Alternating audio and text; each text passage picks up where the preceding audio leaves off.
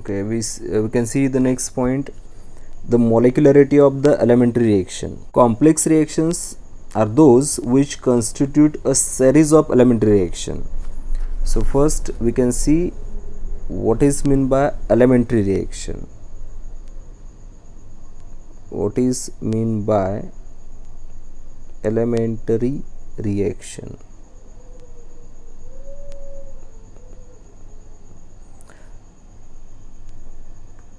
Suppose ozone is converted into O2 plus O, dioxygen plus oxygen, or C2H5I, ethyl iodide, is converted into ethene plus HI. So these reactions occur in a single step and cannot be broken down further into a simpler reaction. So these reactions are known as a elementary reaction. So elementary reaction means the reaction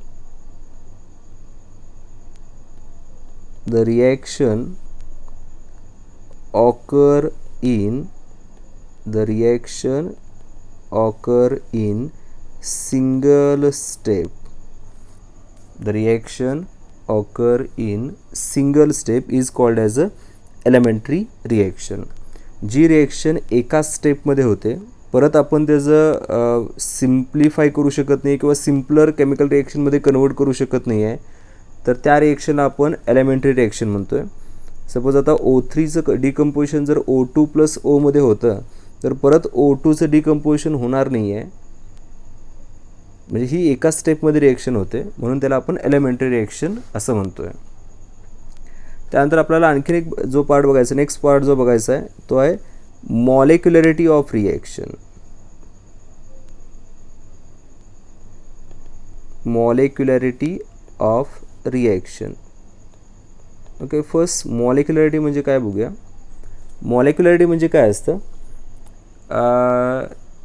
मॉलिक्युलरिटी refers to how many reactant molecules are involved in the chemical reaction. So in above reaction there is only one reactant molecule, so these are unimolecular reaction and their molecularity is 1. So molecularity ची definition काय करता येईल आपल्याला बघा. मॉलिक्युलरिटी म्हणजे so number of reactant molecules involved in the chemical reaction. The number of reactant molecules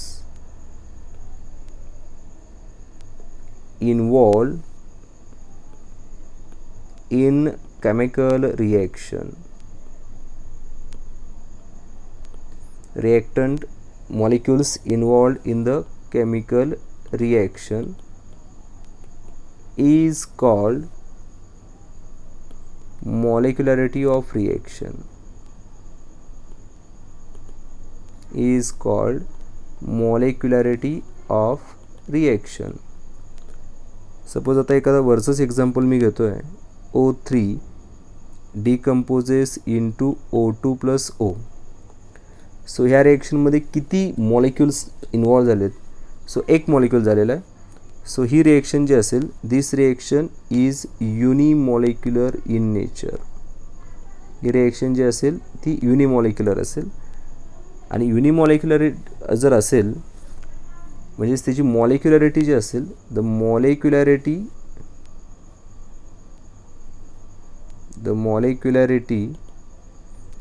is 1. युनिमॉलिक्युलर मॉलिक्युलरिटी 1.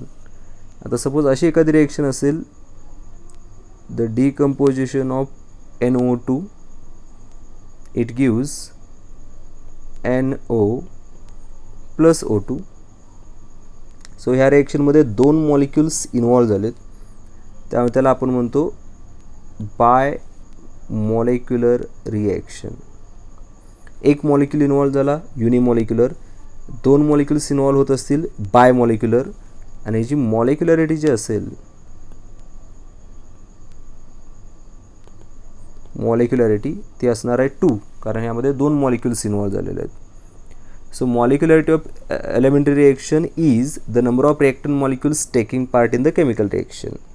म्हणजे मॉलिक्युलरिटी काय सांगता येईल आपल्याला की एखाद्या रिॲक्शनमध्ये किती मॉलिक्युल्स इन्व्हॉल्व होत आहेत, किती मॉलिक्युल्स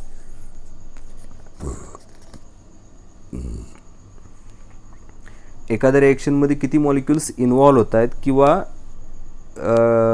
पार्टिसिपेट करत आहेत, त्याला आपण म्हणू molecularity of the reaction.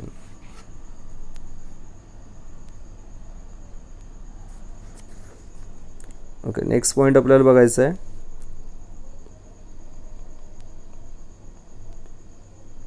Order and molecularity of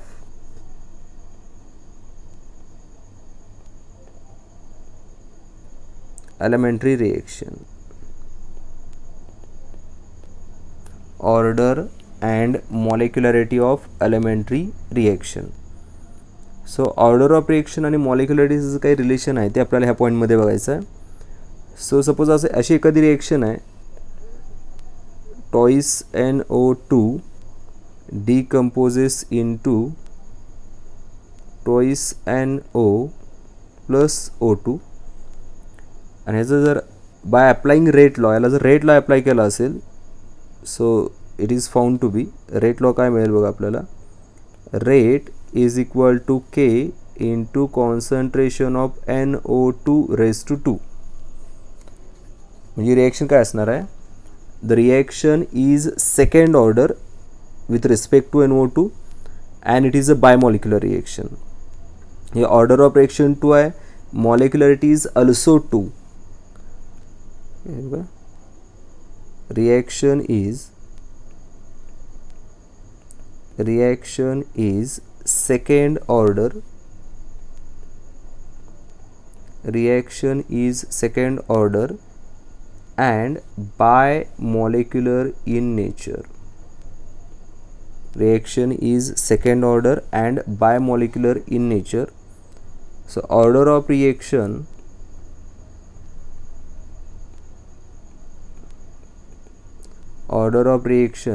जे असेल ते असणार आहे 2 आणि मॉलिक्युलरिटी जे असेल, मॉलिक्युलरिटी इज ऑल्सो 2. इथं ऑर्डर ऑफ रिॲक्शन आणि मॉलिक्युलरिटी 2 आहे, प्रत्येक रिॲक्शनमध्ये ते सेम असेलच असं नाही आहे. ओके, बघा आता एखादी रिॲक्शन मी अशी घेतो आहे,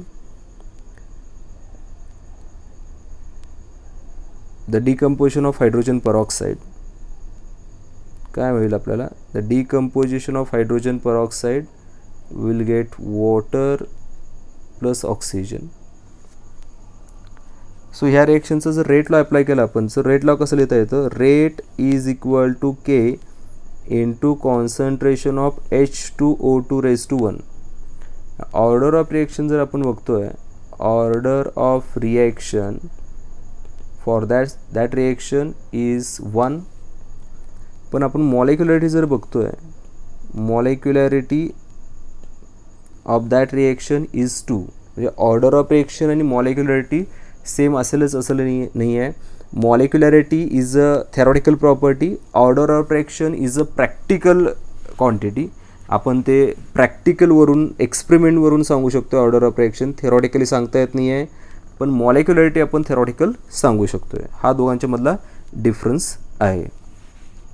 त्यानंतर आपल्याला नेक्स्ट पार्ट जो बघायचा आहे तो आहे rate determining step.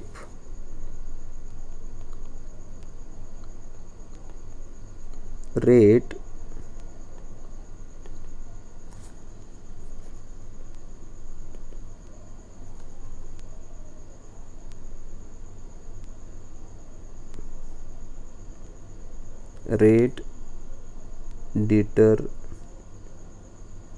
Determining step किंवा त्याला शॉर्टकटमध्ये RDS असं म्हणतात. ओके, रेट डिटरमाइनिंग स्टेप म्हणजे काय, the number of chemical reaction are complex and they takes place in a series of elementary step. So one of the step is a slower than other, and that slowest step is the rate determining step.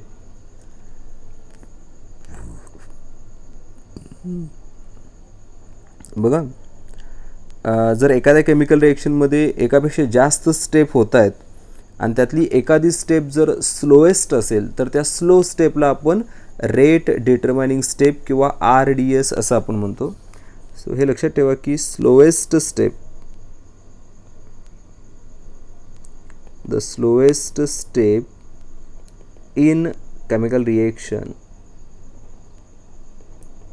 the slowest step in chemical reaction is called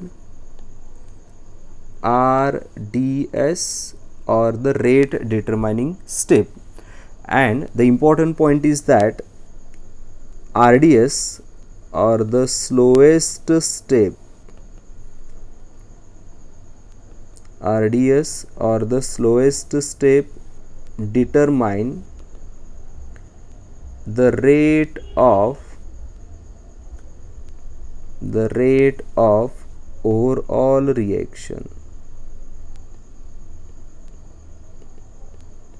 Okay, slowest step determine the rate of overall reaction. Rate of overall reaction calculate करताना आपण slowest step वरून calculate करतोय. So suppose example आपण घेऊया, the decomposition of NO2Cl. NO2Cl चं decomposition केलं, so we'll get 2NO2 plus Cl2. आता ही reaction दोन स्टेपमध्ये होते. फर्स्ट स्टेप कोणती आहे बघा, in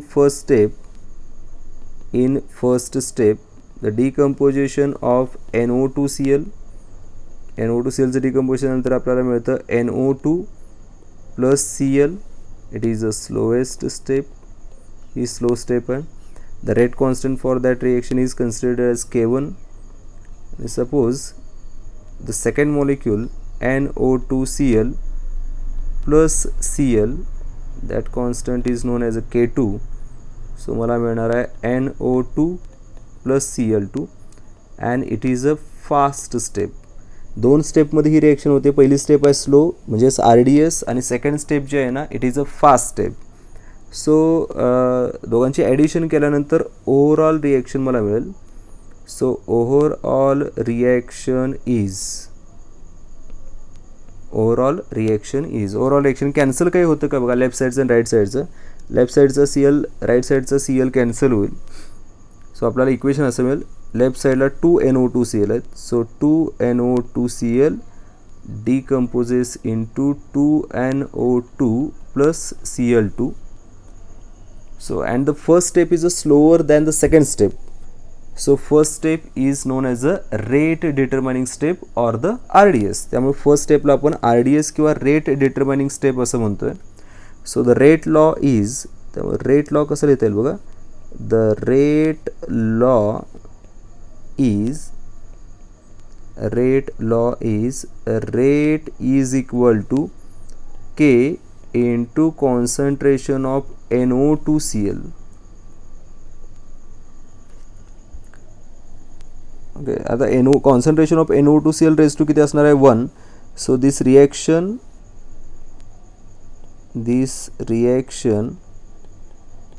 is first order reaction. This reaction is first order reaction असं आपण सांगू शकतो. त्यानंतर आपल्याला नेक्स्ट पार्ट जो बघायचा आहे, reaction intermediate.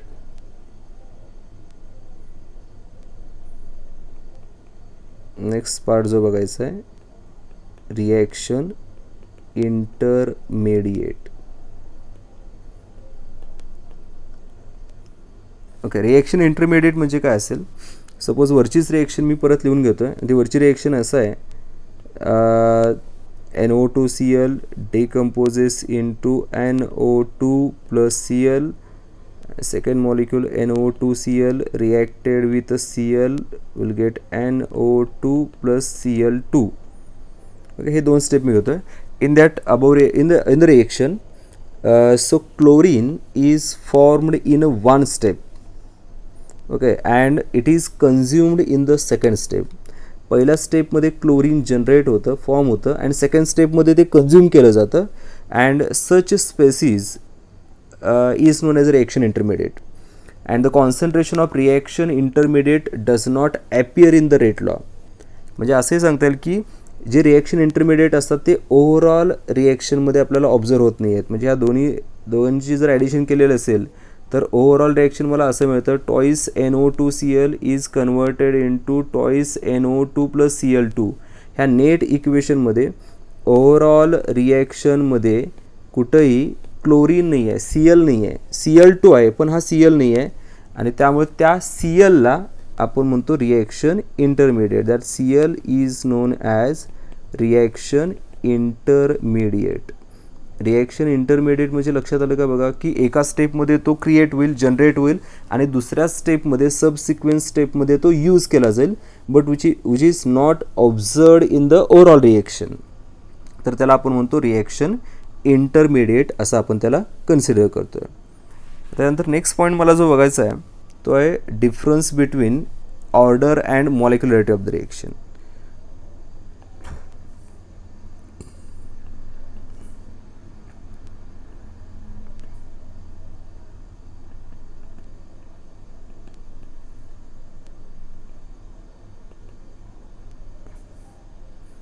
Okay, distinguishing between order and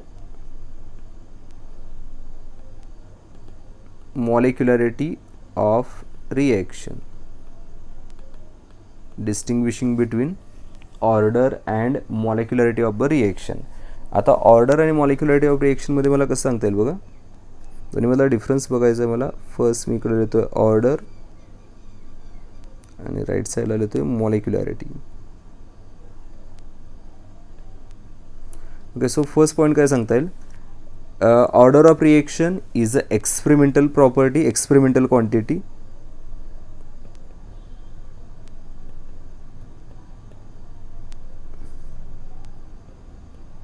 Order of reaction is experimental quantity. Molecularity of reaction is a theoretical quantity.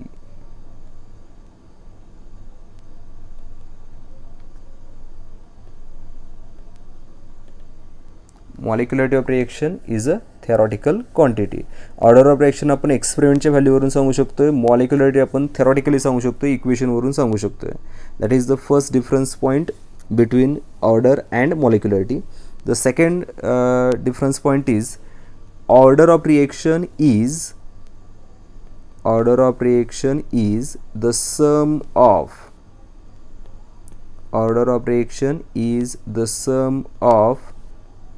powers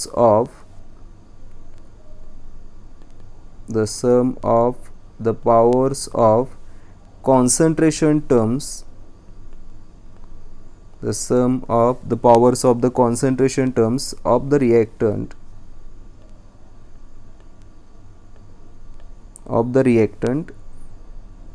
those appear in rate equation.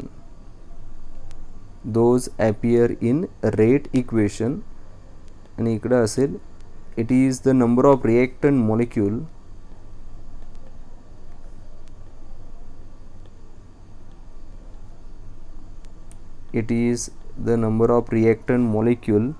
taking part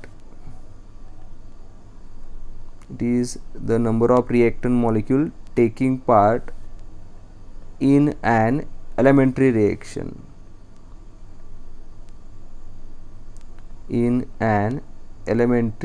reaction. So हा दोन्हीमधला difference point आहे. आणखीन एक difference point असा आहे, next difference point order of रिएक्शनमध्ये it may be, order of reaction काय काय असू शकतं बघा, it may be an integer,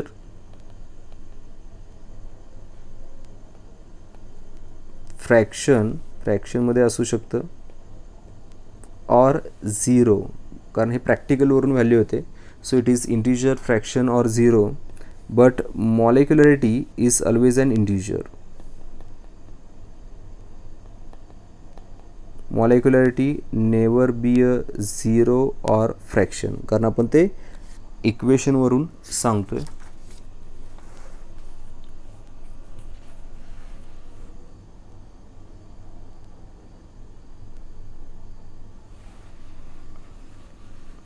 okay, आता काही न्यूमॅरिकल्स आपल्याला बघायचे आहेत. Occurs in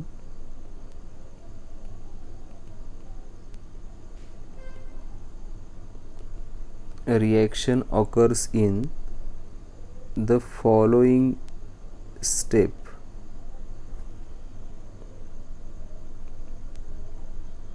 The reaction occurs in following step. तर पहिली स्टेप आहे NO2 plus F2 NO2F plus F, slow step.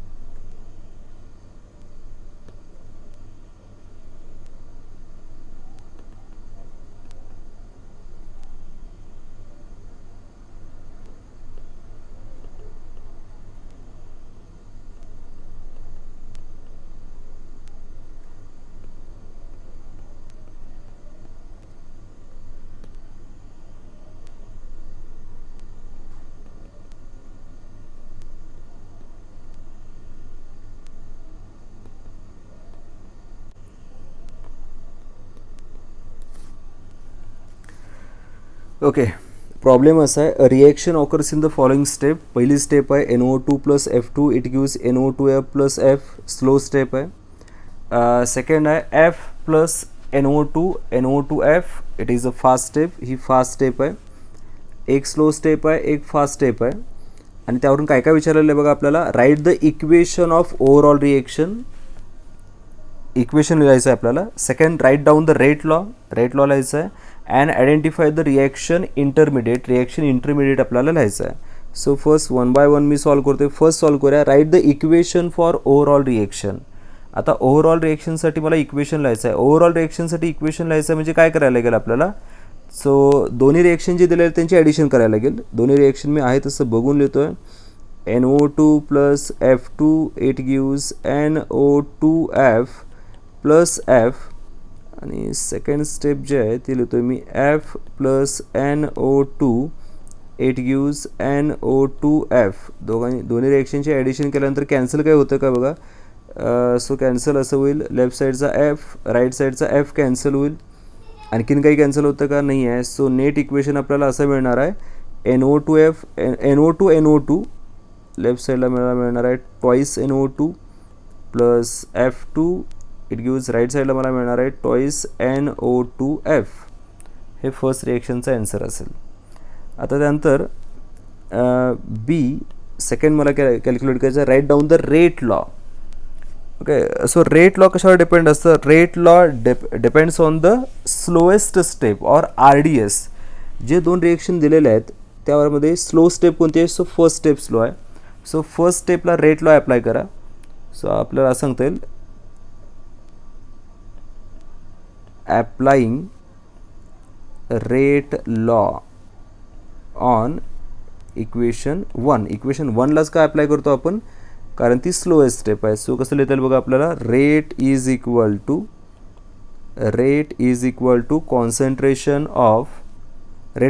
K into concentration of NO2 and concentration of F2. So हे सेकंडचा आन्सर असेल रेट लॉ. थर्ड आपल्याला याचा identify the reaction intermediate. So reaction intermediate काय असतं आपण मगाशी भेटलेलं आहे, the species which is produced in the one step and used in another step is known as the reaction intermediate. आता यामध्ये दोन रिएक्शन आपण जे दिलेले आहेत त्यामध्ये एका स्टेपमध्ये इंटरमिडिएट्स किंवा स्पेसिस फॉर्म झालेला आहे आणि सेकंड स्टेपमध्ये तो कन्झ्युम झालेला असा कोणता आहे तर एफ जो आहे ना तो एफ तुमचा एफ जो आहे तो एका स्टेपमध्ये जनरेट झाला आणि दुसऱ्या स्टेपमध्ये यूज केलेला आहे and it is not present in the overall reaction. Overall रिॲक्शनमध्ये कुठं नाही आहे. सो याचं करेक्ट आन्सर असेल सी पॉईंट जो आहे. द रिॲक्शन इंटरमिडिएट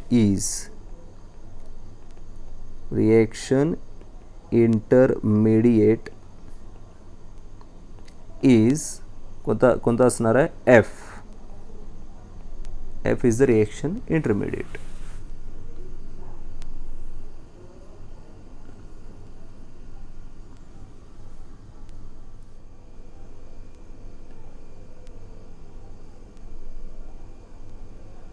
आणखीन एक क्वेश्चन आहे तो असा आहे a complex reaction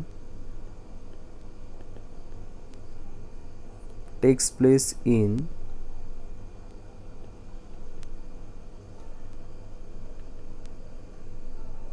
to step. दोन स्टेप दिलेले आहेत.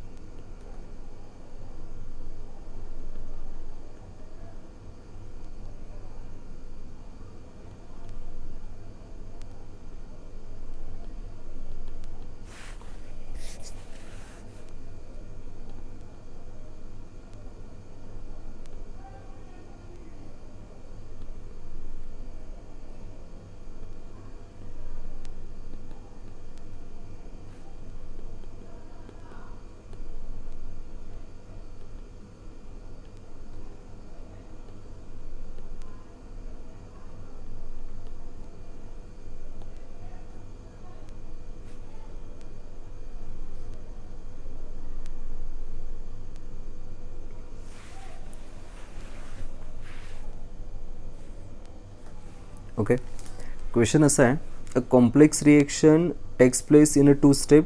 दोन स्टेपमध्ये इक्वेशन त्याने दिलेलं आहे. NO + O3 it gives NO3 + O.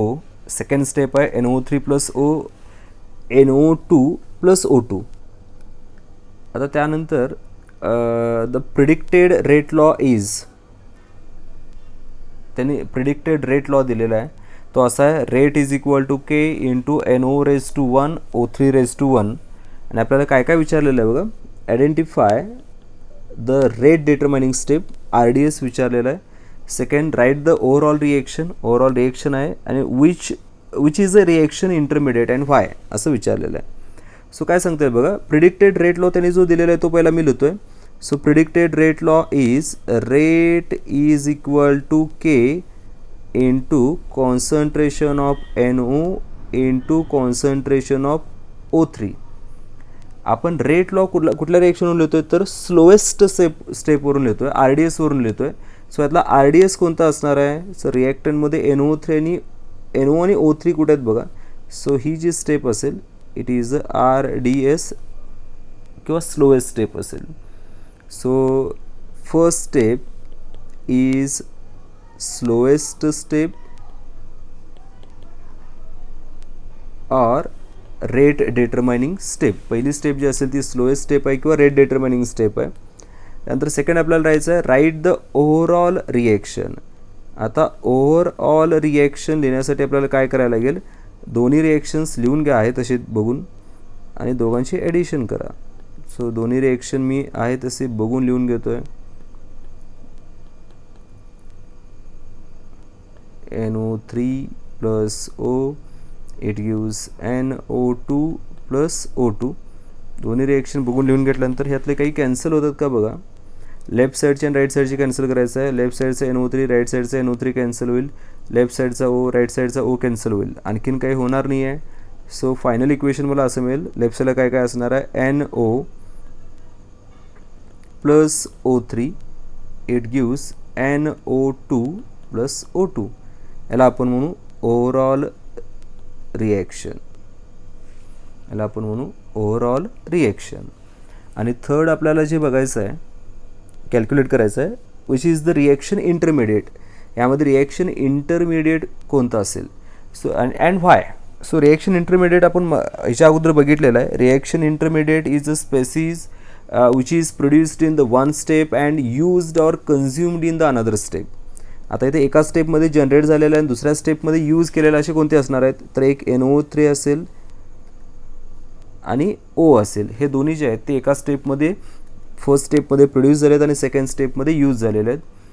So आपल्याला सांगता येईल the reaction intermediate is the reaction